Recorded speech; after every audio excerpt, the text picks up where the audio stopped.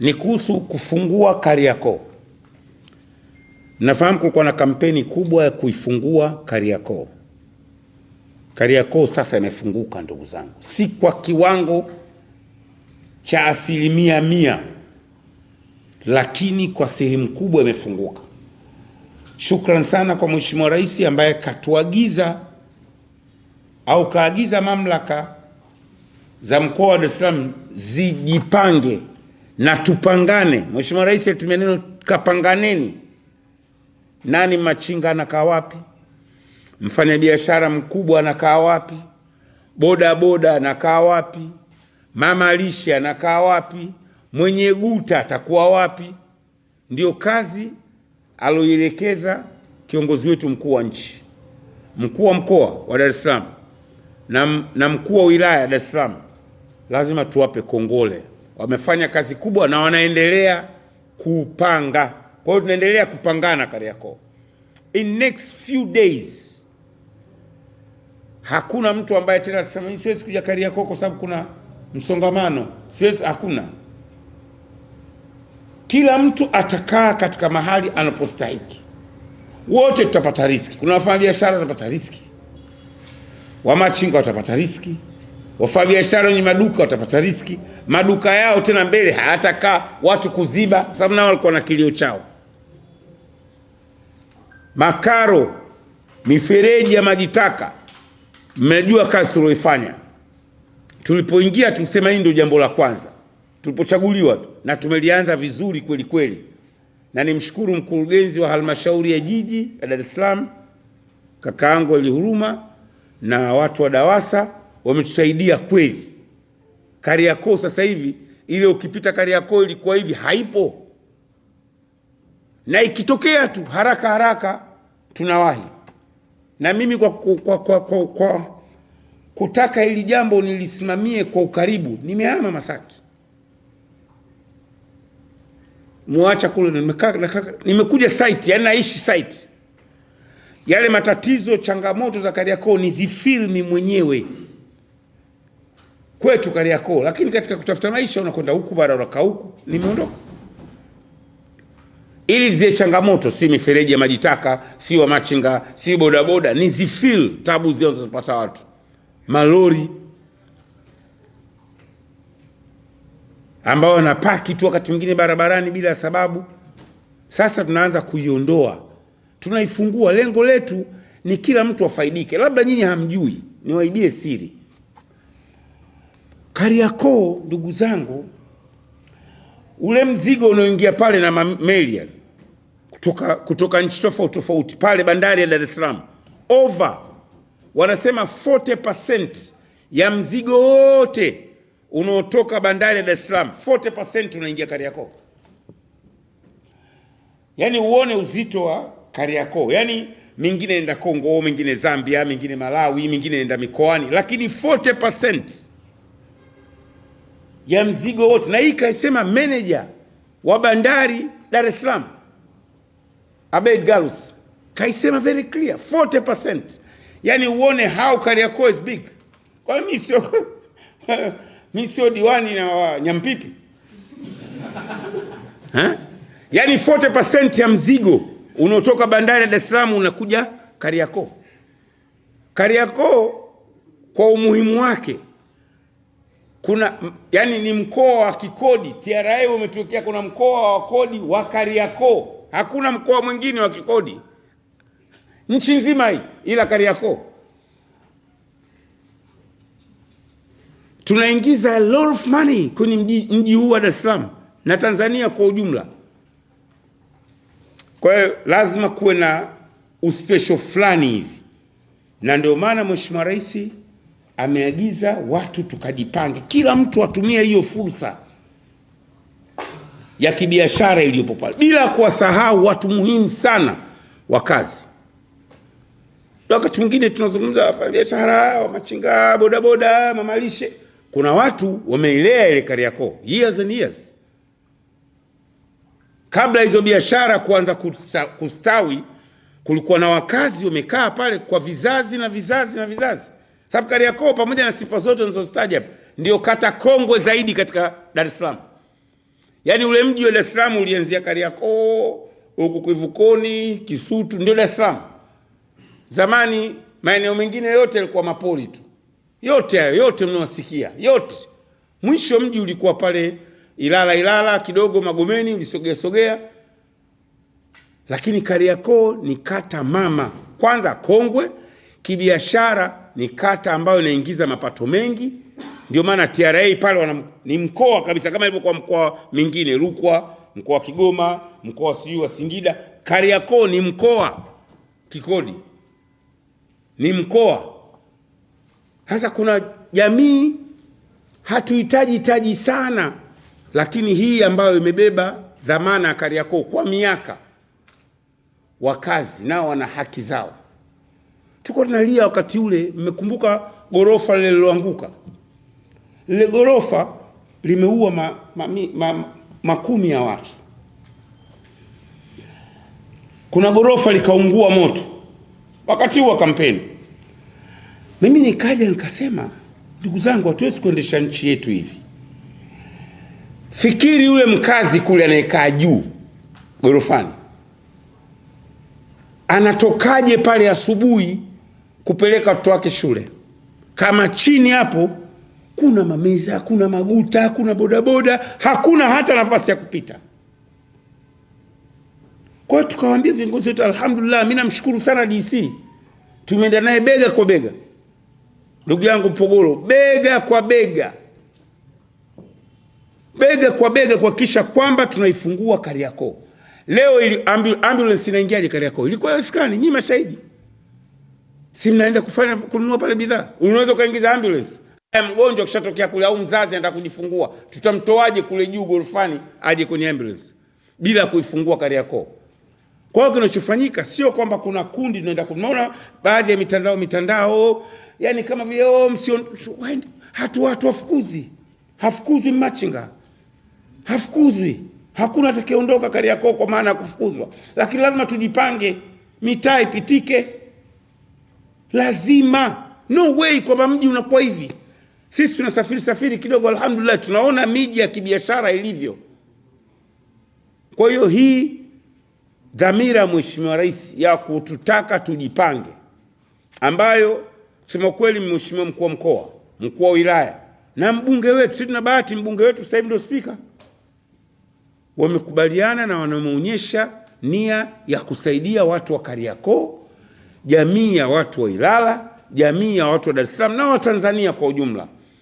Ndugu zangu, la mwisho katika hili, hizi nchi hizi za jirani zetu, Kongo, Sudani Kusini, Malawi, Mozambiki, sijui nchi gani nyingine, Burundi, Zambia, wafanya biashara hapa ndio sehemu yao, ndio hub yao Kariakoo. Kariakoo ile chini mnaiona, acheni na ile juu mnaona ile magorofa. Chini kule kuna magorofa matupu kule chini, magodown. Ndio maana nyinyi ndio huyu aje anatuongopea 40% ya mzigo wa bandari. Kariakoo ni mji, yani ni mji ndani ya mji. Yani kuna Dar es Salaam afu kuna Kariakoo. Sasa 40% ya mzigo unaotoka bandari ya Dar es Salaam unaingia pale Kariakoo. Ndio maana wafanyabiashara hizo nchi zote wanakuja pale Kariakoo. Kwa hiyo tutaendelea kujipanga, tutaendelea kuwekana sawa. Katika wiki chache zijazo itakuwa imefunguka yote, awamu kwa awamu. Hata pigwa mtu kofi, hata finywa mtu, hata dhulumiwa mtu, hata onewa mtu.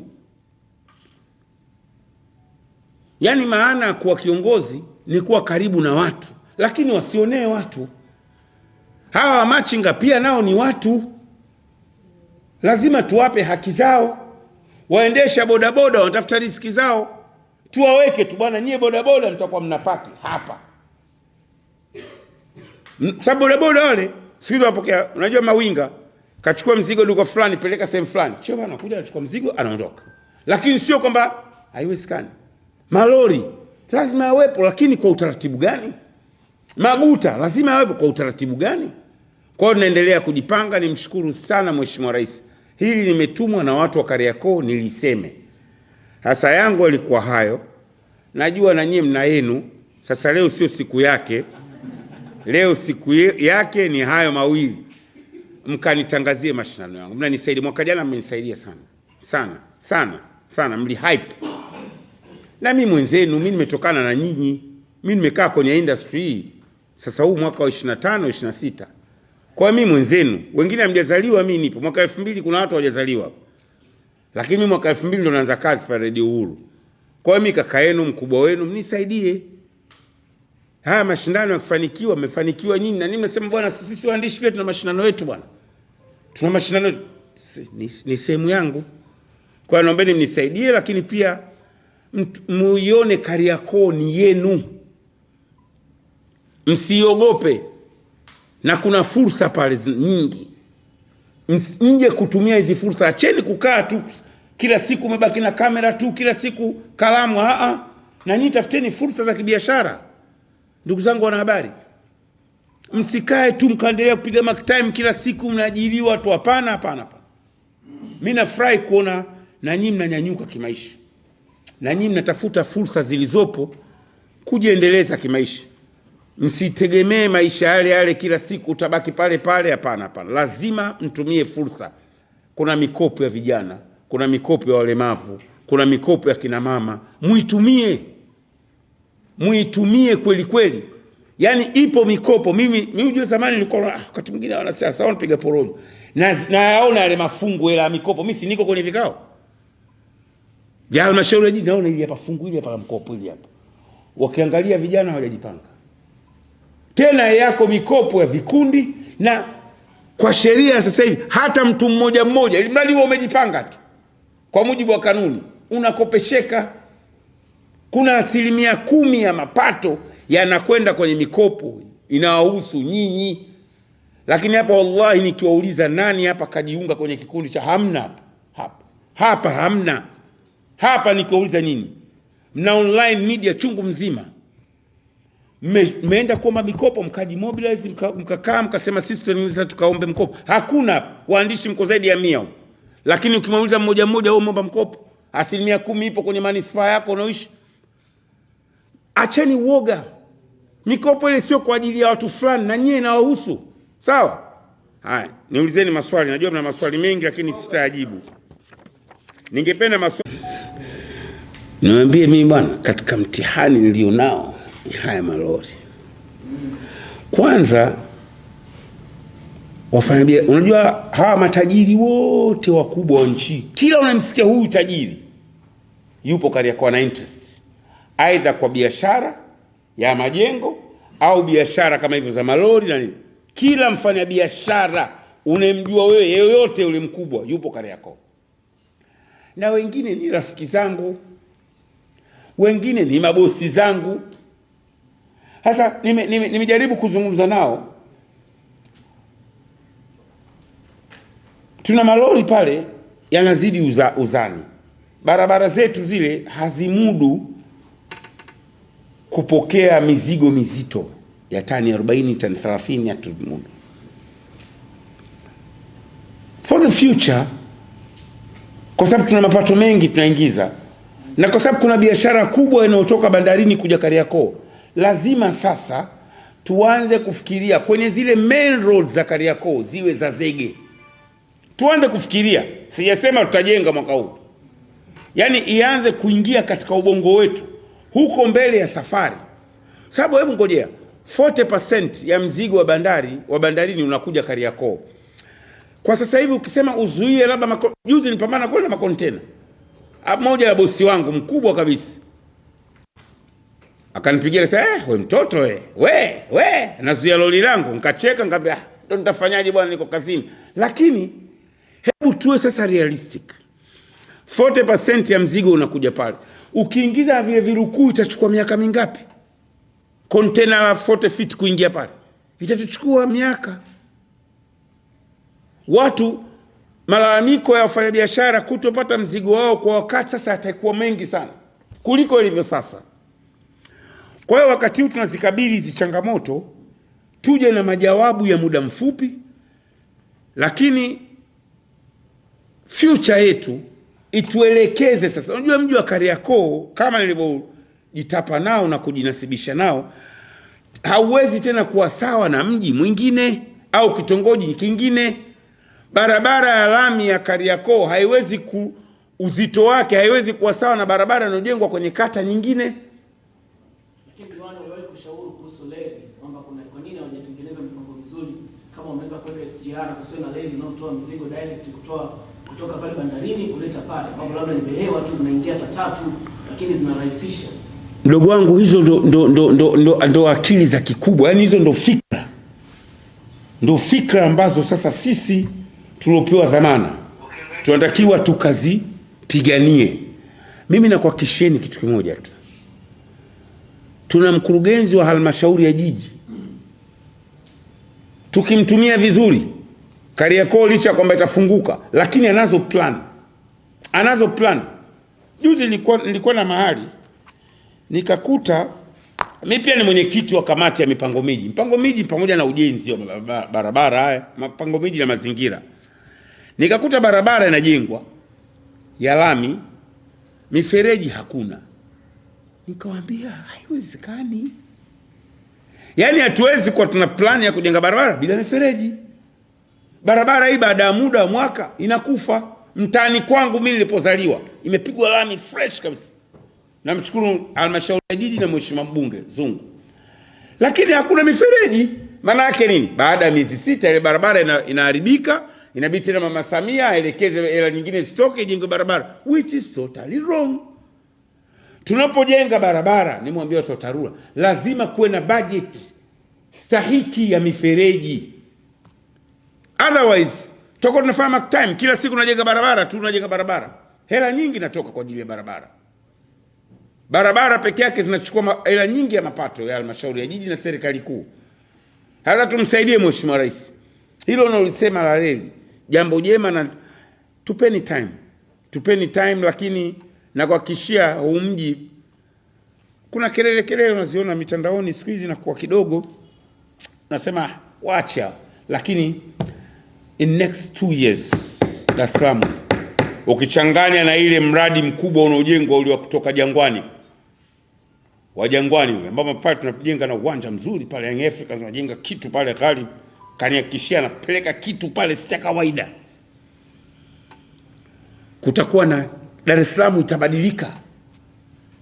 Dar es Salaam itabadilika na kwambeni ndani ya miaka miwili jaombeni uhai. Hakuna uchaguzi rahisi wa nchi, uchaguzi mkuu rahisi kama 2030. Rais atakayekuwa mgombea wakati ule wa Chama cha Mapinduzi anakuwa anapeta tu, anaonyesha miradi tu iliyofanyika na anatoa ahadi. Ndio hiyo faida. Leo watu wanamsema Mama Samia, wataona haya baada ya miaka 3 ijayo. Dar es Salaam itakuwa ni kitu kingine. Najua hii mtakatakata hii. Mtakuwa muipeleki sana. Hii mtaikatakata, lakini huo ni ukweli. Na kwa kisheni baada ya miaka 3-4 ijayo, Dar es Salaam itakuwa ni kitu kingine. Unajua zamani nilikuwa nakihadithiwa sielewi. Sasa hivi naiona ile project zinazokwenda. Hiyo ya reli na miradi mingine mikubwa. Wale watu tunafanya kikao pale Millennium Tower, Benki ya Dunia na wale wenye mradi wao, acha Dar es Salaam ile bonde ile Kigogo si Moscow ile nini Kinondoni kwa kina Mkenge, ni Europe itakuwa. Na zaidi ya Europe ni Europe, na hela ipo, watu wameshalipwa, wamebaki wachache sana. Wote kutokea Kigogo, Mchikichini, Ilala, Jangwani, Kariakoo, Magomeni, Mzimni, Kinondoni, Mosi, watu wamelipwa billion of money. Pale panakuwa ni mji mwingine wa kihistoria. Ndio mimi naambia nyinyi vijana, anzeni kujipanga, msiache hizo fursa. Sio time now. Inakuja mji wa kisasa pale, mmekaa tu kila siku, utakoe kazi yako kamera, unakaa Kiburugu, haiwezekani. Kila siku mtakuwa mnaishi Kiburugu mpaka lini? Au Nyanturumbi, haiwezekani kila siku mnakaa Nyanturumbi tu. Mwanze kujipanga sasa kuvamia hizi fursa. Hapo haji